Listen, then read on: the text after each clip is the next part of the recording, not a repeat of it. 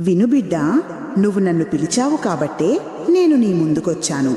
నీ జీవితంలో నువ్వు అనుభవించిన కష్టాలు, మోసాలు, కన్నీళ్లు అన్నీ నీ గతకర్మల ఫలితం. కానీ ఆ సమయం ఇప్పుడు ముగిసింది. ఇక మీదట నీ భవితవ్యం నా చేతుల్లో ఉంటుంది. నీ జీవితంలో ఉన్న అడ్డంకులు తొలగిపోతాయి. నీకు నష్టం చేసేవాళ్లు దూరమవుతారు. నీ జీవితంలో మంచివాళ్లు వస్తారు. సరైన సంబంధాలు ఏర్పడతాయి.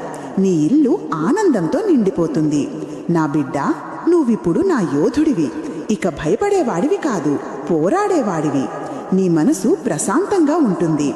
నీ నమ్మకం తిరిగి వస్తుంది. నీ జీవితంలో కొత్త అధ్యాయం మొదలుపెట్టు.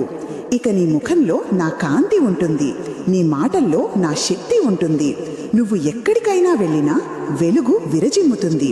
నీ విజయము ఖాయం. అమ్మను నేను ఉండగా చింత ఎందుకు?